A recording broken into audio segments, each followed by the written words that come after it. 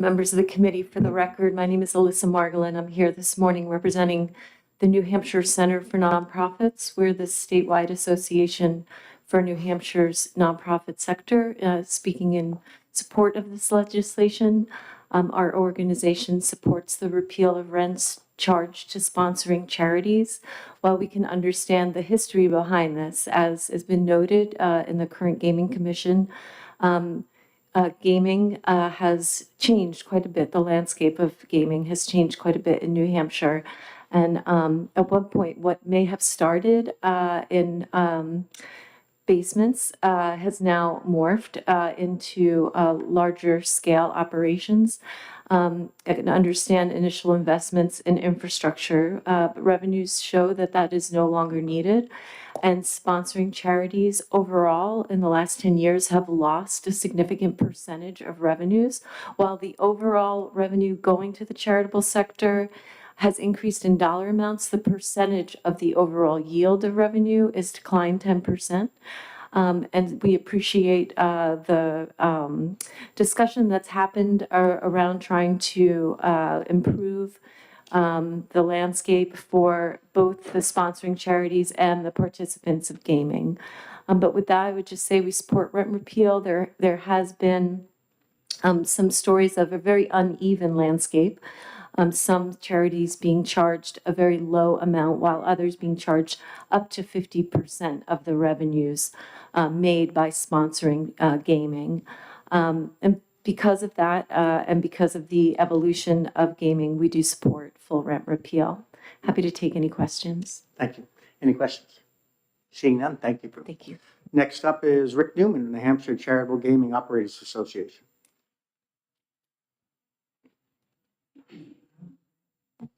Thank you, Mr. Chairman. Rick Newman, New Hampshire Charitable Gaming Operators Association. We're here in support of the bill. I just want to quickly let the committee know where this originated. Charitable gaming, as we know, it started in 2006 with a $2 maximum bet. It wasn't until 2018 when the maximum bet went to $10, and we now have a maximum bet of $50. Our association believes that it was the right thing to do during the first 10, 12 years to have the ability to charge rent because it kept the rooms alive and meant charities were partnering with the rooms and charities made money from charity gaming. We agree that no longer is it necessary, so we're here in support of the legislation. Great. Questions for Rick? Thank you. Good morning, Rick. Do you know if all of the facilities are charging rents currently? Ms. Margolin said it was an uneven landscape, but just curious. I can't say for today, but I will say yes, in 2023, I believe all the rooms were charging some kind of rent. I think there are perhaps some, knowing that this bill was likely to pass, have started to transition away from it already. Any further questions? Seeing none. Thank you, Rick. Would anybody else like to testify on House Bill 1203? Seeing none, I'm going to close the public hearing on House Bill 1203. I would entertain a motion to go into executive session. It's been moved by Senator Rosenwald, seconded by Senator D'Alessandro to go into executive session. I'd move ought to pass. Moved by Senator Lang, ought to pass on Senate Bill 1203, seconded by Senator Rosenwald. Is there any further discussion? Seeing none, all those in favor of an ought to pass motion signify by saying aye. All those opposed, nay. The ayes have it. Senate Bill 1203 will adopt, and I'll take it out, make it easy. We can't move it on consent, but it should be and there'll be no fight on the floor. So, and with that, I'd entertain a motion to come out of executive session. It's been moved and seconded to come out of executive session. All those in favor signify by saying aye. All opposed, nay. The ayes have it. We are at executive session and in recess for until 9:45.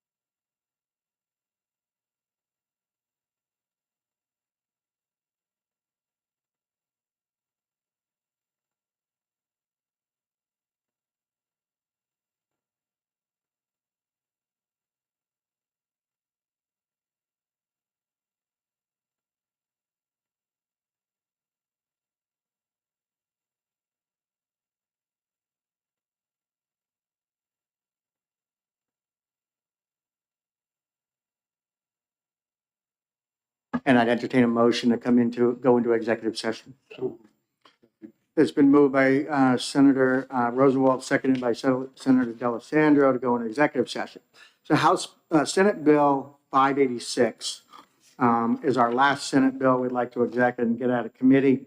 As the committee members may know, this was the Odd Fellows bill.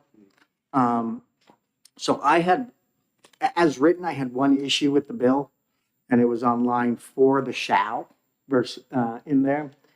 So I'd be inclined to pass it if it was a may that leaves it as a local option for the community and says the community, if it wants to, could give it, that the Odd Fellows Home would qualify for an exemption, but leave it on their plate.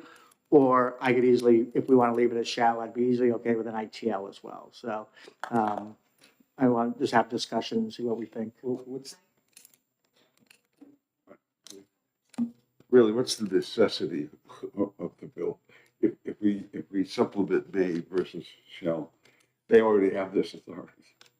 The locals have this authority now. We're just superimposing something else.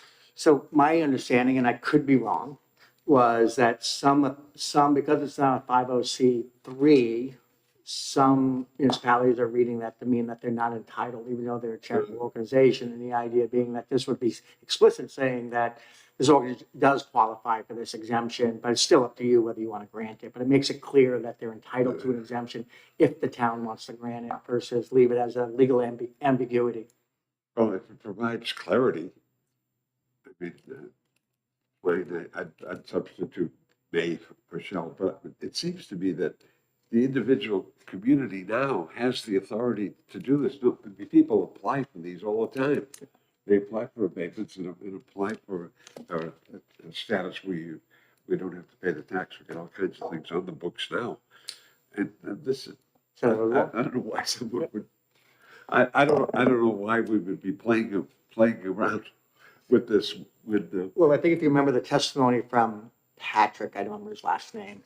The testimony from Patrick was that some municipalities, it's being applied unevenly. Some municipalities are saying, yes, we agree that you're entitled to it and we're granting it. And the other ones are saying, we don't think you're entitled to it and therefore we're not granting it. And this would just provide clarity for the organization to be able to point to a statute and say, no, we're entitled to it if you want to give it to us. So it clears up that ambiguity. But I think anything that clears up ambiguity is probably a good thing to do. It seems to me that this has been around forever. People have been negotiating these kinds of things forever. If this clarifies it, fine. I'm fine with substituting may for shall and moving it forward. I just don't think it's needed. So I'm looking back through the hearing report, and there was a lot of discussion and questions about how it would impact other fraternal organizations, and that it might be opening a bigger subject. I'd be more inclined to go with an interim study. I know Senator Gendro had brought an amendment that changed international to national. Yeah. We've talked about going from shall to may. I just feel like maybe it's more impactful than we think it might be. Would you like to make that motion? I would like to make the motion of send to interim study I would second it. All right. on So Senate Bill. we're talking about the Odd Fellows bill. So Senate Bill 586. It's been moved by Senator Rosenwald to go to interim study. It's been seconded by Senator D'Alessandro. Is there any further discussion on this bill? Hearing none, all those in favor of interim study signify by saying aye. Okay. All those opposed, nay. The ayes have it 4-0. Interim study, we can't put it on consent because we're short of members, so. Cindy, would you like to take it Yeah, out? that, So Senator Rosenwald will take it out. Great. And entertain a motion to go out of executive So session. moved. Been moved by Senator D'Alessandro, second by Senator Rosenwald, to come out of executive session. We are out of executive session. We are now going to open a public hearing on House Bill 1525. Let me see who the sponsor is.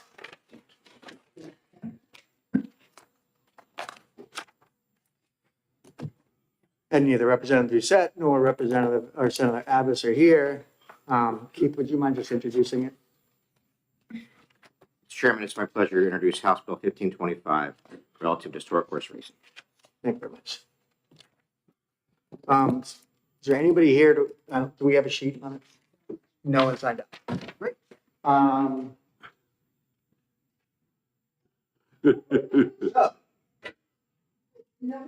Right, right. So it must be an important piece of legislation.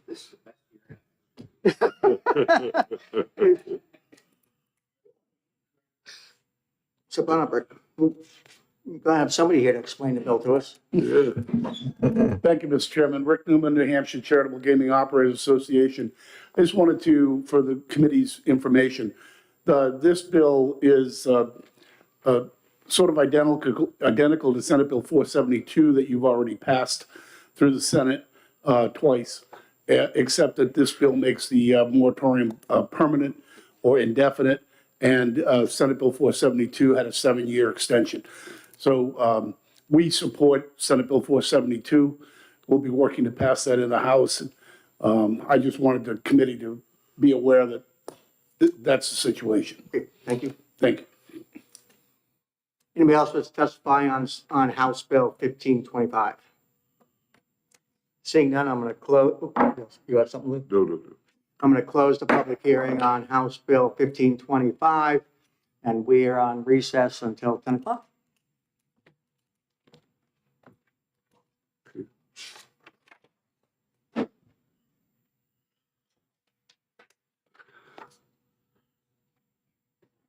Uh,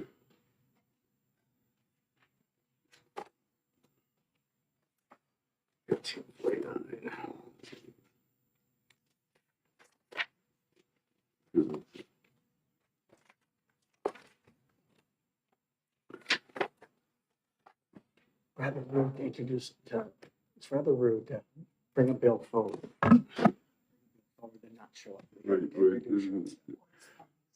Or send somebody. Yeah. Well, yeah. But isn't Doucette around? He's usually around. Yeah, I don't know about him.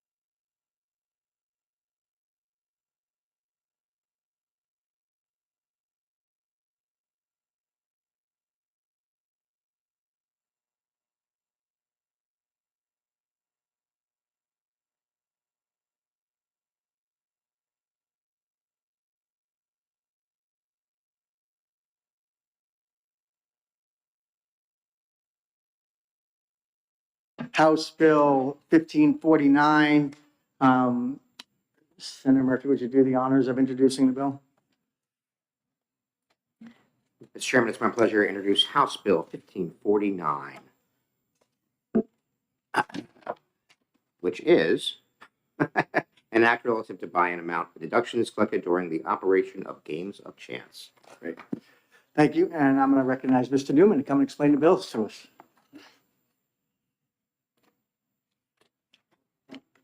Thank you, Mr. Chairman. Rick Newman from the New Hampshire Charitable Gaming Operators Association. Excuse me, here in support of the bill. This bill is relatively simple. The current law mandates that game operators must deduct or rake a minimum of 20% from the buy-in amounts paid by players into tournaments. That money is then split between the charity and the game operator. The charity gets 35% of it. Game operator gets the balance. The tax that's due to the state is paid by the game operator from their share. This bill would cap that rake at 20% or $250, whichever is less. Now, the reason for this is very simple. Last year, you raised the maximum buy-in amount to $2,500. So if you were to have a $2,500 tournament, the mandate of 20% means each player's buy-in, of $2,500, $500 would come out to be split between the charity and the game operator. Most players would balk at that. Most players would think that's too much of a rake. So we would never get those big tournaments off the ground. Surrounding states that have poker tournaments do not rake that amount of money. They typically are going to rake on a $2,000 tournament, they're going to rake somewhere around $250, $300 tops. So this bill would make us competitive with the surrounding states. Poker players do travel. So it would not be unusual for somebody from New York or Connecticut or whatever to come to New Hampshire if there were a big poker tournament opportunity. And I will tell you that currently, as of today, the largest buy-in tournament we've had in any room in the state is $500. So we're not getting the big buy-in tournaments. We're hoping that this bill will allow rooms to consider offering. It wouldn't be something that would happen weekly, but a special event, a New Year's Eve 2-day tournament or something like that, where you might have a big tournament and attract new players from New England to come to New Hampshire. Questions from the committee? And the reason for this bill is, again, because last year we raised the stakes and the tournament buy-in levels, and that made it now competitively disadvantaged to us based on this current law, and that's why it needs to be changed. That's correct. The previous limit was $250. It's now at $250, the maximum rate was $50. Right. Right. Now we're looking at a maximum rate of $500. Players are telling us we'd never do that. We wouldn't participate in those tournaments. Questions? So First of all, thank you for your testimony. When does the point come when we stop raising the limit? We probably, for tournaments, are probably there, Senator. Frankly, I don't see, even in Foxwoods and those kinds of places, you really don't see the $10,000 tournaments that you see in Vegas. I think for tournament play, we're probably at the limit that New Hampshire could even consider. Thank you.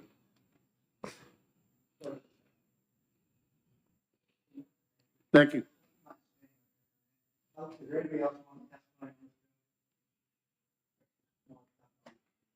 Okay.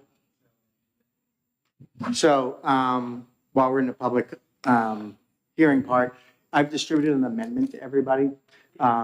This amendment allows an add-on to buy-in, with the add-on going 100% to the dealers or the dealer tip pool in the tournament. As Senator D'Alessandro was talking about a minute ago, we have this, the chips have no value. And so flipping a chip to a dealer, it's still subject to the 35% rake, 35% to the charities. And so now the dealer's getting less of a tip, even though the player is giving them a tip. So what this bill, what the amendment does is allow for at the time of buy-in. So again, if we're doing a $100 tournament, buy-in tournament, I can go buy my chips for $100 and I can say, hey, here's an additional $25 I want to go to the dealers. And it will allow them to do that, would take it out of the subject of the $100, which is the taxable piece, and make it an untaxable piece that goes directly to the dealer. 100% of that, no operator take out of that $25, but 100% of that tip goes to the dealers to do that. So it just makes it easier for the dealers, makes it so they can find dealers that'll be interested in dealing these games, because there's now a better tipping mechanism to be able to allow that to happen. Good question. That's why I have Rick here, so he The can. functioning of this. Well, two questions, really. I mean, if the chips have no value, how do they somehow achieve value for the dealer? Well, it isn't so much that the chips would have value, it would be, so I buy in for $100, let's say, and I get 5,000 chips to play in the tournament. So each of us in this room buy in for $100. The operator might offer an incentive. If you'll give us $10 toward the dealer, we'll give you an extra 500 chips. That's the way that works. But currently, players will do that. So they give the $10. But currently, the charity gets 35% of the $10. And the state gets 3% of the $10. So the dealer ends up only getting $6.20 when I intended as a player to tip the dealer $10. This amendment that Senator Lang's talking about would mean my tip, which I'm giving, is going to 100% go to the dealer. And as he said, just so you understand, when you get a tournament, so you start out with a tournament with 10 tables, you've got 10 dealers. Now, that tournament goes on for hours. It can take 5, 6, 7 hours to get through the tournament. And as players get knocked out, dealers drop off. But it does get more and more difficult to get a dealer to want to deal a tournament play, because if I'm dealing a cash poker table, I'm going to make a lot more money in tips. Because pretty much at every hand, the winner is tipping the dealer. Whereas in a tournament, it's really at the end of the tournament where the winners, the 4 or 5 prize winners, might chip in some money. This gives incentive for the rank and file player to say, here's a little tip for the dealer. Well, I understand that, but the chips have no value.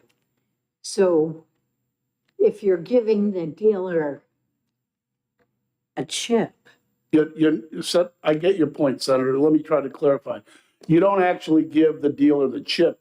You're going to give $10, okay. and the $10 is going to go to the dealer. Okay, I have a second question. The tip that you're giving to the dealer is in addition to the 250 maximum, or is it coming? No, in addition. Okay, So the charity share, charity's still going to get their full share. It's just that then you're going to give an extra $10 or $20 to the dealer. got it. Thank you. Further questions? No, just a Okay. grammatical. Grammatical, we can take care of that when we decide to kick the bill. Thank you. Thank you. Rick. Is there anybody else here to wish to speak on House Bill 1549?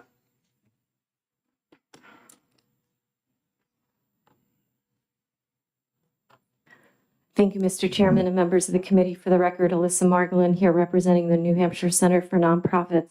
We did not have the opportunity to review the amendment, and since it would essentially cut into a small, albeit a small amount of revenue for dedicated for the charitable sector, I wonder if we could ask you not to exec the bill and provide feedback on the amendment through our policy committee.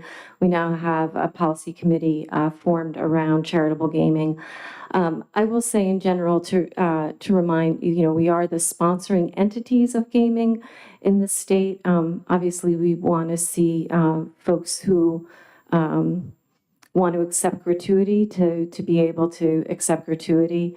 It seems like there might be also an opportunity to get a chance to give extra to the charity sponsoring gaming for that evening. That might be a good compromise, but I haven't had a chance to run the proposal by the policy committee. I would appreciate that opportunity. So Thank we're you. not going to exec it today, but I think you misunderstand the bill, right? Okay. So again, the charity sees no loss by allowing this amendment in. There's $0 difference to the charity. This is on top of what the charities get. So again, that rate is what the charities get, the 35% of the rate.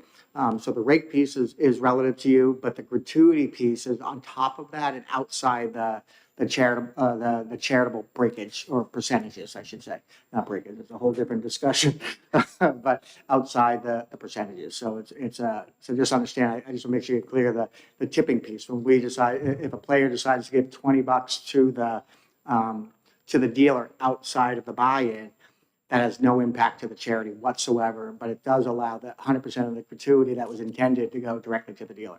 That would now, if gratuity was offered, be 35% would go to the charity and Correct. 3% to the state. So it is Well, that's the way it arguably is now. clarifying a gratuity situation, but also, changing in a small way what is currently allowed to go to the charities, right? So it doesn't change current law, other than the amount, the rate part.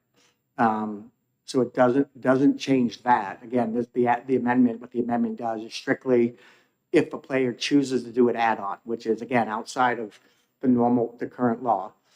It's a new law that says if you give it gratuity, it goes 100% to the person you're intended a gratuity to go to. Whereas currently, if they give a gratuity, the state takes a piece of that, the operator takes a piece of that, the charity takes a piece of Sponsored that. They're charities, trying to right. not have that happen. Right. And trying to have this additional function. So that's what the bill does. It intends to correct that amendment intends to correct that problem so that the state's not taking a piece of the gratuity that was intended for the dealer and the charity's not taking a piece of the gratuity that was intended for the dealer. The dealers are getting 100% of the gratuity, and yet it has no financial impact to the charity. Yeah, I fully understand the intent of the bill. Thank you. I appreciate the opportunity to review. Thank you very much, Mr. Chairman. All right, any further discussion on House Bill 1549? Seeing none, we'll close the public hearing on House Bill 1549. And we'll go, under the time, and I have 2 more minutes. We'll be in recess for 2 minutes.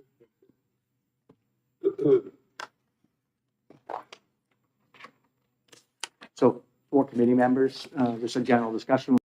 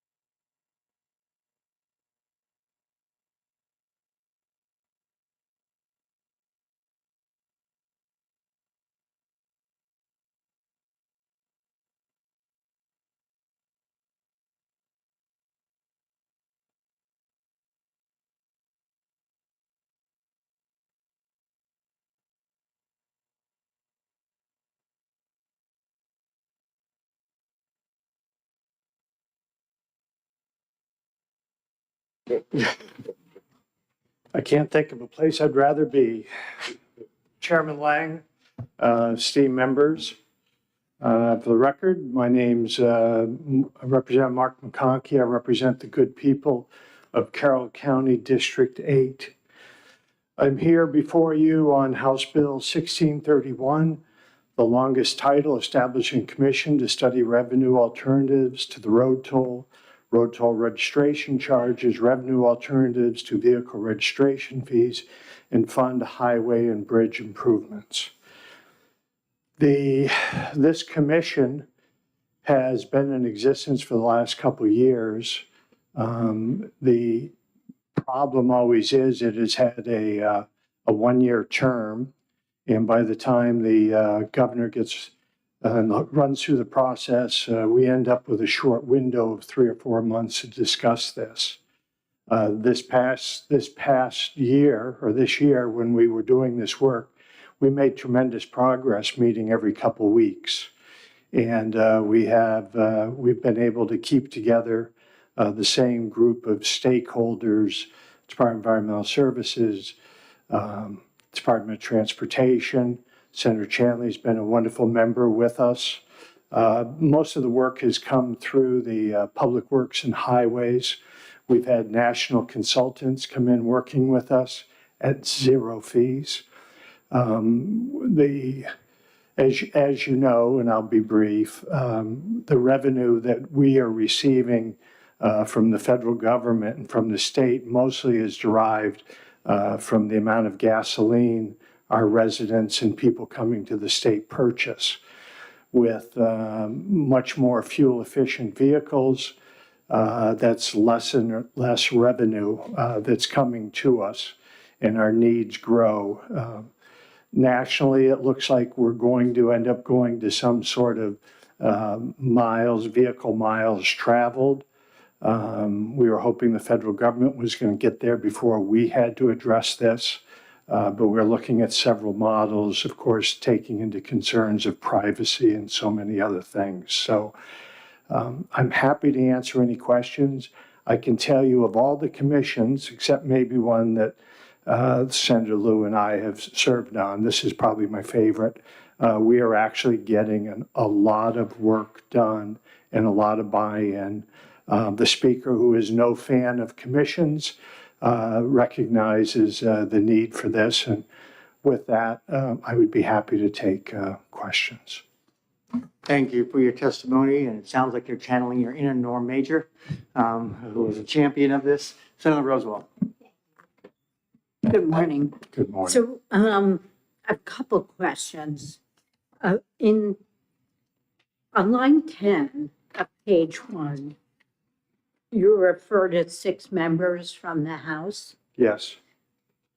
And then in that paragraph, I can only find 4 members listed, unless my math is worse than I always think. There are 2 from Public Works, 1 from STE, and 1 from Ways and Means. That would, on the surface, you would appear to be correct, madam. So perhaps this, could I follow on? Mr. Chair? Good. Thank you.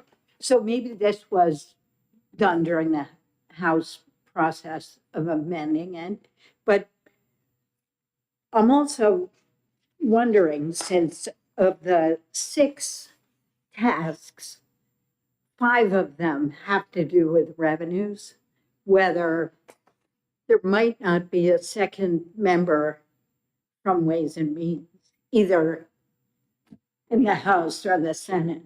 I mean, 6 to 1 is a pretty House-heavy ratio, but I'm wondering if it's supposed to be 4, whether 2 of them,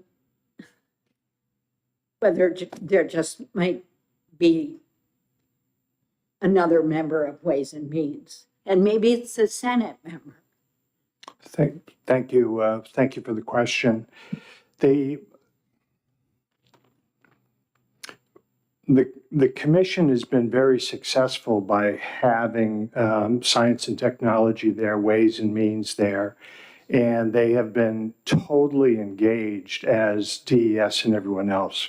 Public Works and Highways has more membership because we've been dealing historically with the issue.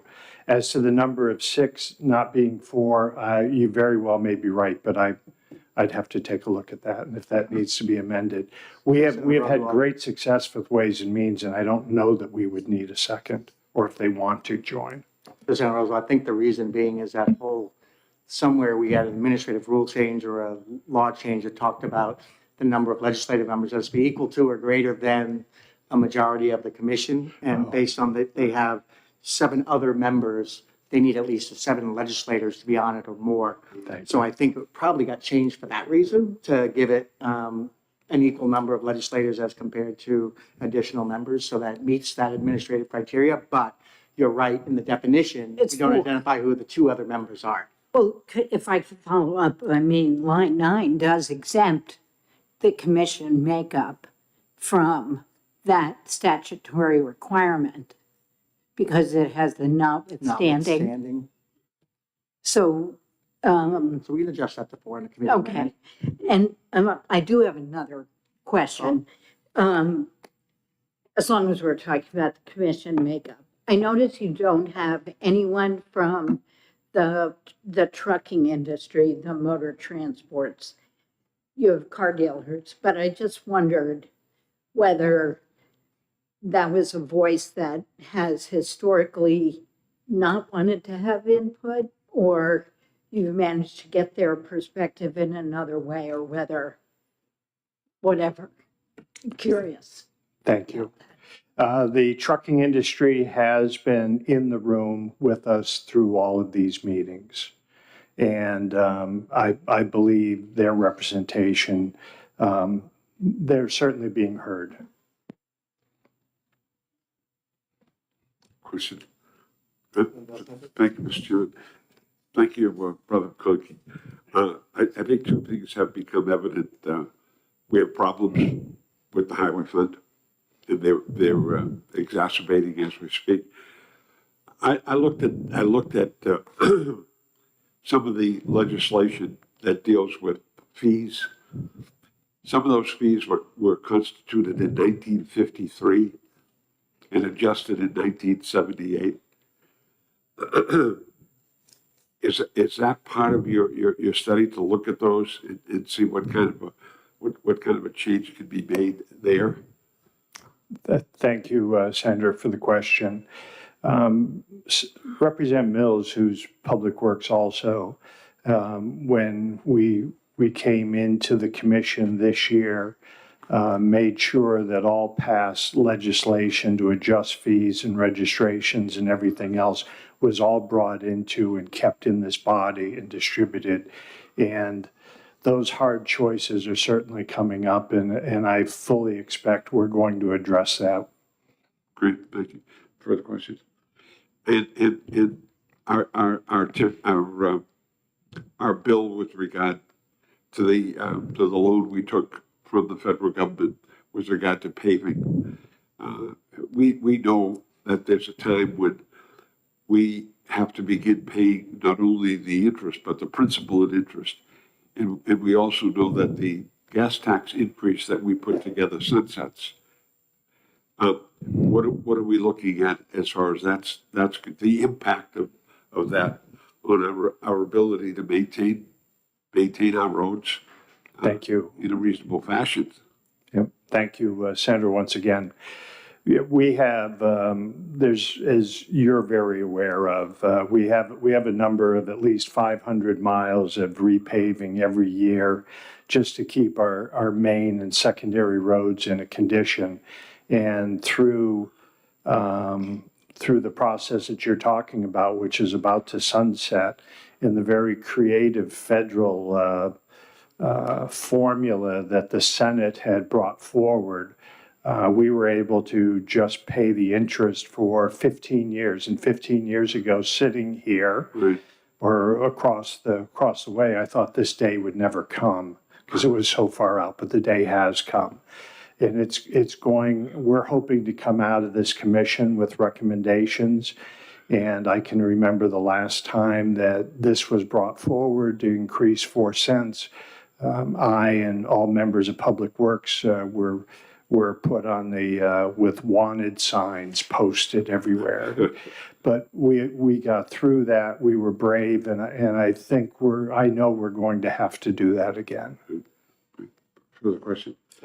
And with regard to tolls, and this would really gets me. We've eliminated 3 tolls on the FE Everett Turnpike. We also built a bridge that cost us $1 billion a year in lost revenue. Are we going to look at that structure and to see what's going on there? Because if this, I drive the roads every day, as everybody in this room does. And our ability to keep up with maintenance, I think, has been severely diminished. And as a result of that, the gateway to New Hampshire is the quality roads that we offer, the quality transportation. If that's not maintained, what kind of a negative effect will that have on our tourist industry? I mean, all of those, in my opinion, have to be looked at. And in the plan, in the highway plan, I'm looking at exit 6 and 7 in Manchester, which are about $150 million cost. And the number of accidents that have taken place there, they take place really almost on a daily basis. That correction's been on the books for a long period of time, and the only way that can be taken care of is looking at the toll structure. I know how difficult that is, but indeed, if something doesn't happen, where are we going? Is that part of the thought process that's going on? Yeah, Senator, again, yes. I will say that a quick story. One of our members in Public Works remembers when he was a child that when they would travel back to Massachusetts, father would say miles before they entered into Massachusetts, close your eyes and tell me when you move into Massachusetts. And the kids could always tell by the condition and the bump of the road. So the hallmark of our highway system in the state of New Hampshire has been the turnpike system. It has been self-funded. All improvements, monies go back to it in the tolls. And we were doing extremely well, until the removal of the Merrimack tolls, 3 being gone. I think it was a total of 4. And just the reaction of pulling those was a $2.5 million expense. We're losing millions of dollars in revenue, and we're still holding on to a piece of road, Continental Boulevard, which is costing us tens of thousands of dollars every year. We're going to fight that battle this week on the floor. And until we can stop that leakage out of the turnpike system, I fear the exact same thing you do, that first-class network, number one, is going to be diminished but we're not going to get improvements as you talk about Exit 6 and others. And again, it's going to take all of us, both our parties, standing tall, because the people want good roads, and I hope to be here and to be part of that process. Thank you. Just one further question. In the electronic vehicles, what are we going to face up to? Now, we did address that to some extent with the additional charge, but when are we going to face up to that situation and properly maybe follow what our old chair of Ways and Means predicted for years and years? It seems to me we've got to enter into the new world. We've been in the old world for such a long period of time. If we don't enter into the new world, our DOT is going to fall apart. And we did a $50 million appropriation to DOT in the last budget. They've got a surplus now, but it's really a phony surplus because they can't hire anybody. And as a result of that, you got unfilled positions and you're rolling them over, and that's how you're creating the surplus. So all of these things, I mean, truly going to be looked at, because I think it's so important that the report be not only factual but realistic in terms of where we have to go. Thank you.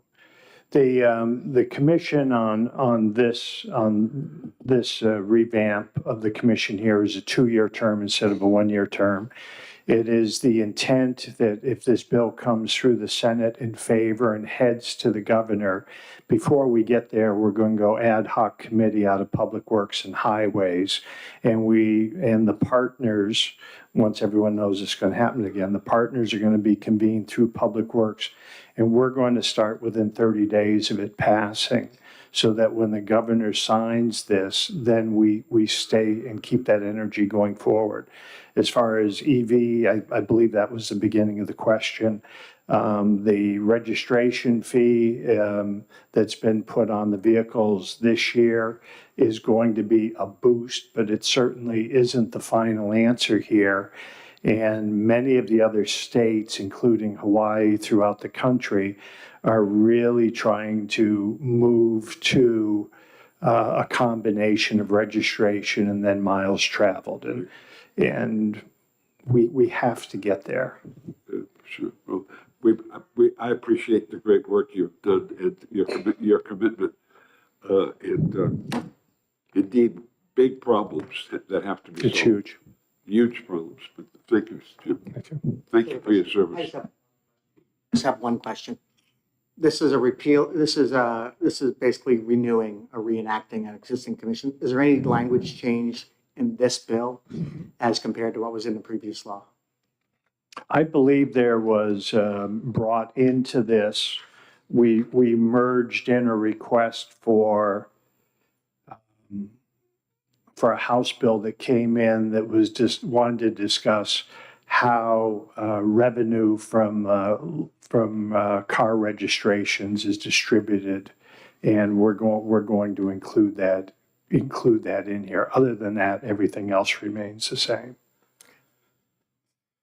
Further questions? And by the way, Senator Del Sandro, I think that electric vehicle registration bill died in the House. We had it.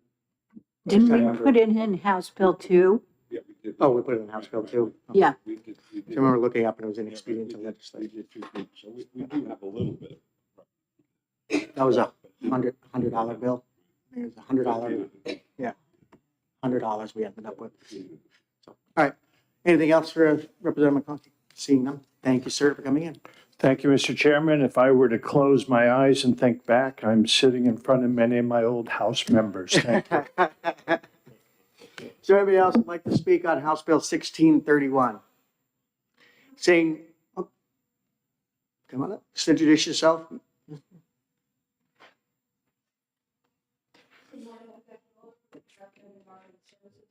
Just hit the microphone. Right. I'm Becky Oler with the Department of Environmental Services. Sorry, I signed in, but didn't indicate I wanted to speak. But after just listening to the conversation, I want to make it, just lend our support to this bill. This is an issue that obviously from our end, we are all in on encouraging adoption of electric vehicles and highly efficient vehicles. But for all the reasons that were discussed before, they have the potential to harm, the quality of New Hampshire roadways. And so we look forward to being part of the conversation. Again, it's something that all the states are struggling with. We're on many work groups that this is brought up, and I think it's going to be, I expect that we'll be seeing legislation in surrounding states fairly soon, or moving forward with stopgap measures like we've done now with the surcharge. But I just wanted to make it known that DES is highly supportive of this. Thank you. Thank you. We do hear that there are privacy concerns about assessing payment based on vehicle miles traveled. But just the number of miles traveled doesn't necessarily say where you've traveled. So could the department comment on the privacy issue? That's not really our area of expertise. I've certainly heard that before, and I guess I always think of anybody that's driving on a toll road. They're getting their license plate number grabbed as they drive through. So I'm not sure what the what the answer is to the individuals that are concerned about their privacy. But I would think that just knowing how many miles somebody's traveled in a year doesn't give away any indication as to where they traveled.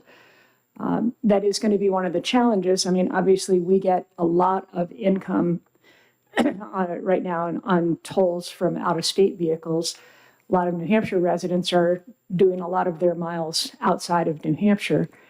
So it's going to be an interesting challenge to see how that gets sort of resolved throughout the region, and whether we need to be looking at a model like the trucking industry does, where the fees on them are allocated throughout the regions. But That's such an interesting point you raise. Do other states that maybe do assess payment based on vehicle miles traveled figure out a way to know whether those miles were in state? We don't know that now with the gas tax. I mean, we get the tax in New Hampshire, but that car might immediately go to another state. So how are other states handling it, if they are?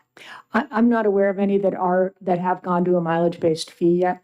But there could well be some. I'm just not aware of them. Thank you.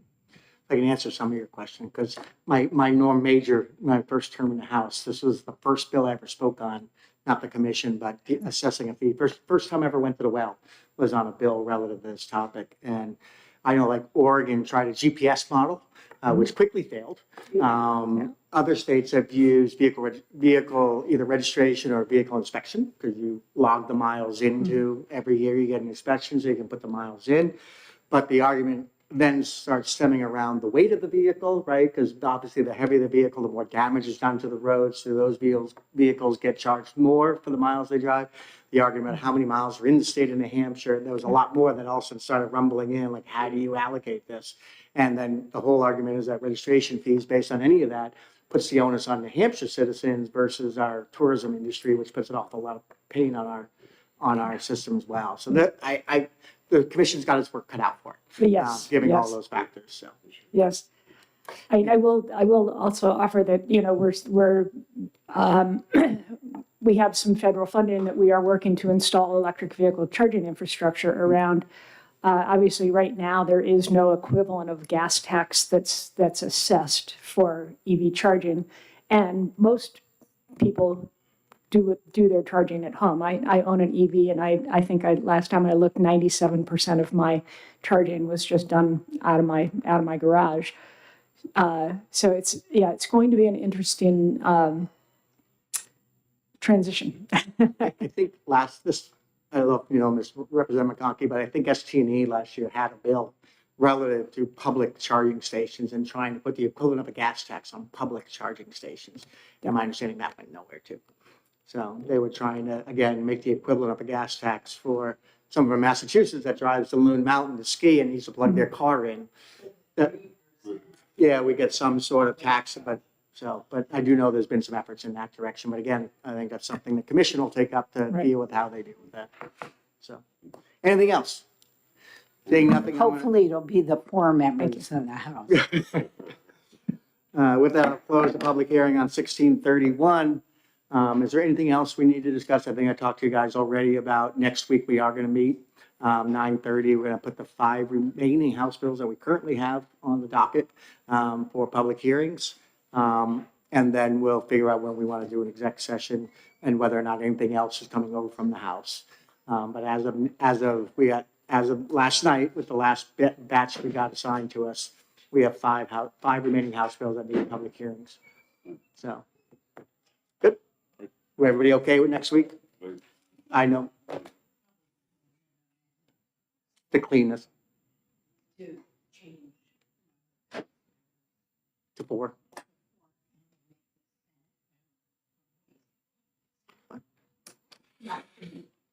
Yep. We can do that as a simple committee amendment. It's just you know, I don't know if you have to go through a drafting or draft it afterwards. That's a simple change. that I think we can just make on the fly. I think about a capital budget person. All right, and with that, we are adjourned.